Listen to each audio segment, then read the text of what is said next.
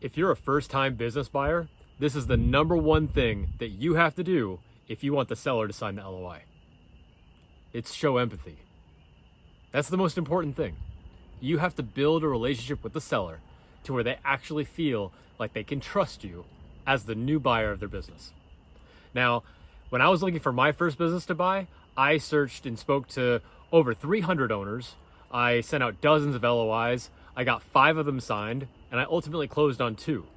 And I can tell you from experience of talking to all those different people that if you do not take the first step of building empathy with the seller, all the other steps don't matter. The financials don't matter, the logistics don't matter, deal structure doesn't matter. Number one, it's empathy. Now, let me explain. When you first get to the point where you discover a business that you think you might be interested in, whether that's through a broker or you find it on your own, you're going to end up having that first little bit of information about the business. Now, that information, whether it's on a sim through a broker or it's just the information that you've gathered online about this business, it's going to be very, very small information as far as like what is actually there. You know very little about the business.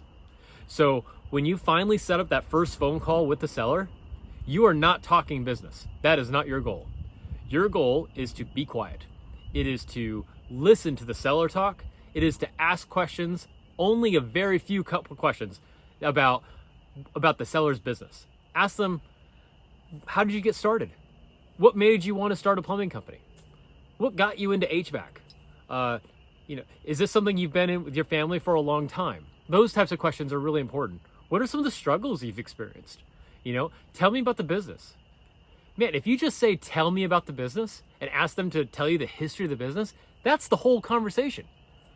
9 times out of 10, the seller will stop and they're just going to walk you through their business. They're like, well, we started this business back in 1973 because we really had to make ends meet and blah, blah, blah. I was working on this construction site and that's how I started landscaping. And then I started contracting, self-contracting. And then before I knew it, I built a team. And that's how the conversation goes. And one thing will lead to another where they'll start telling you about how, they've hit their first revenue target on accident, maybe a couple $100,000 for a year. And then the business, became sustaining for their family. And then they were able to buy their first home. And then they paid for the business paid to send their kids to college. And now they've been operating this thing for 35 years. And it's important to them. And they love it. And they care about it. It's the funny thing about assets. We're supposed to be, we're supposed to remove our emotions from them. And we see this all the time with a home. You buy a home and you're not supposed to get emotionally attached. But we know the truth. We all get emotionally attached. If you can get emotionally attached to a home that you bought and you owned for a few years and then turned around and sold, imagine how that seller must feel when they physically bootstrapped this company from nothing, absolute nothing, and they built it into something over decades that has taken care of them and their families and their kids and probably their community. They have a lot in this, and the really good sellers, they really want to see that business continue. It's cliche, but the whole legacy argument, but it's true. It's true. Because 9 times out of 10, when the seller ultimately sells, they're not like moving to Hawaii and vacationing and leaving their community forever. No, this is their home. They're not leaving. And so they've built relationships for decades. And they want to know that when you take over, you're not going to embarrass them. You're not going to drive the company into the ground. You're not going to fire their employees. You're not going to destroy relationships they've built for decades because they're still living there. They still have a reputation. And they want to know that the thing that they've poured their blood, sweat, and tears in for years, that you're going to be able to competently lead that business going forward. That's really important. And you're not going to be able to convince them with your fancy leverage buyout spreadsheet. You're not going to be able to convince them with your, futuristic goals of growth. They don't care. I mean, you've probably never run a business at all. So why should I trust the fact that you think your growth plan is going to work? I get it. You want to digitally transform the business. So does everybody. So you could be successful, and I really hope you are. But the seller doesn't want to hear that. All they want to know is that they believe in you. That's it. And belief doesn't come from a spreadsheet. It doesn't come from a growth plan. It comes from you sitting down at a kitchen table with somebody, or even on that first call, on a Zoom call. It comes from you sitting down and connecting with a human being, connecting with somebody. So that first phone call, that first meeting, You're not talking about the numbers. You're not talking about the deal structure. You're not asking about their revenue. You're not asking about their customers. You're taking whatever information you have about the business, whatever it happens to be, and you're taking it at face value in that first meeting. And if they bring it up and they want to talk about stuff, sure, you can talk about that. But your focus is to have the seller tell you about the business that they've built over decades. And that really helps you in two big ways.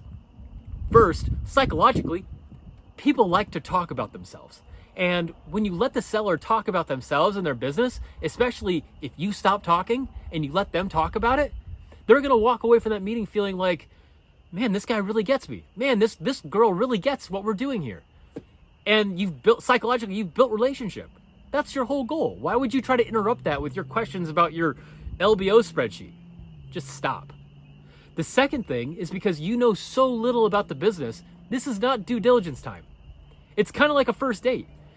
You're trying to get to know somebody. You're trying to feel somebody out a little bit. You're not checking their credit score on date one. I mean, maybe you are, but I'm not. Like there's a time for that. Date number one is not that time. Date number one is just to figure it out a little bit. And so that's what you're doing. And so steer clear of the negotiations. Steer clear of the detailed questions about the business and focus on the story. Focus on the feeling. Focus on, what does this business mean to the seller and their families and their communities? Ask about that. Have them talk about that because that's going to help them connect with you. And later on, if you build a relationship with the seller and you feel like the information you have is pretty good and you're comfortable signing an LOI for that, then do it. And then you can dive into due diligence. Then you're going to dive into all the numbers and the spreadsheets and you're going to get a Q of E and you're going to have a legal review. There's time for all that. That is not in the first call. All right. I mean, it's crazy. Some of the phone calls I've had with sellers. I talked to a seller in the Bay Area and we had a great phone call. Didn't end up sending an LOI for this business. Wasn't what I was looking for. But afterwards, the seller reached out and expressed, gratitude for the phone call. And right at the end of it, actually, was saying, my last call was with this person who told me on the first phone call that I was selling my business for too much money. It was overpriced and they would need to lay off half my employees on the first call. Now, maybe that's true, but who the hell says that on the phone call with the seller, the first phone call? Have just a little bit of EQ, just the tiniest bit. I've got countless stories like that. I have a friend of mine who sold a business and she talks about how she got those types of phone calls and she would just ignore them completely. And it's amazing how there seems to be so many people out there interested in buying a business and so few people get the single most important thing wrong. People do deals with people they like. That's it. Yeah, the financials, they're going to get you in the door. You need those, of course you do. But that's not the whole game. And so every single week I talk to people I know who have, got under LOI and closed on a business and they didn't put forth the biggest offer. They didn't have the best deal. But you know what they did have? A relationship with the seller. So you do have to the financials do matter. And you do need to be in the ballpark when it comes to offers. But if a seller likes you, if you've built that relationship, if they believe in you, and it's a feeling, if they believe in you, they'll shave a couple $100,000 off their compensation if they believe in you. They won't shave $1 million. They'll shave a couple $100,000. And that's how you compete for those bigger deals. That's how you compete with private equity. That's how you get deals done, So, and regardless of whether, this works for the deal you're on or this works later on, or just in life in general, build relationships. Have empathy for the other person. And the last note on that, remember that this business, even if it's not the business for you, means everything to them. So when you're sitting in a phone call, if you're sitting across the table and you're talking to a seller and you realize as you're talking to them that this is definitely not the business you want to buy, you still need to smile and show gratitude, show appreciation, compliment them on the business that they've built. That's just the decent thing to do. Be a kind human being and build the relationship anyway. Because one other thing I've noticed is that word gets around quick. I've bought a couple businesses and I can tell you that industries are much tighter than you think. People know each other. And so if you go around talking to owners and just leaving people with a bad vibe, that reputation is going to precede you. So make sure that you're treating everybody with respect. Make sure that you're going out of your way to be humble and empathetic to sellers out there. Make sure that you're given a chance to have them talk about their business. Build the relationship with the seller, and don't kill the deal before it ever has a chance by talking about deal structure and financials on the first date. So I hope that helps. I hope that helps you be a better business buyer in your search. I know searching can be a real grind. So good luck, and I'll see you out there.